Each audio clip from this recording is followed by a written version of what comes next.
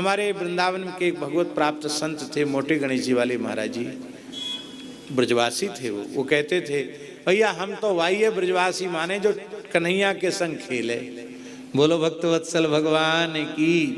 तो कहते ऐसो कछु करो कि ठाकुर तुम्हारे संग खेले तो तुम सच्चे ब्रजवासी हो जाओ।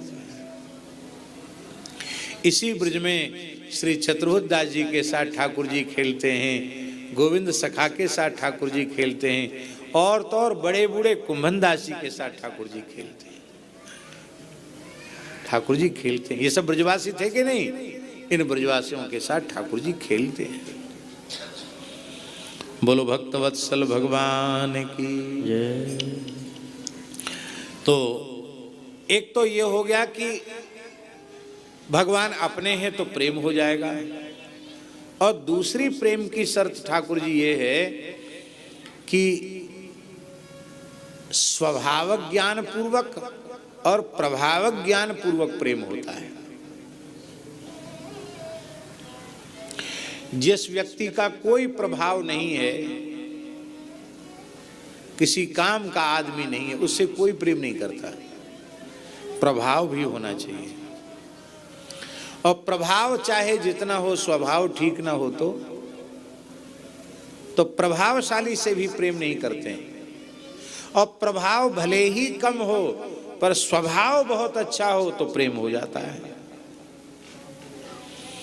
हमारे श्री ठाकुर जी की विशेषता है, इनके जैसा प्रभाव अनंत अनंत ब्रह्मांडों में किसी का नहीं है। इनके जैसा प्रभाव भी इनका, और इनके जैसा स्वभाव भी इनका ही है। इसलिए ठाकुर जी से बढ़कर किसी का प्रभाव नहीं, और ठाकुर जी के जैसा किसी का स्वभाव नहीं। इसलिए कंबा दयालुम शरणम ब्रजेम।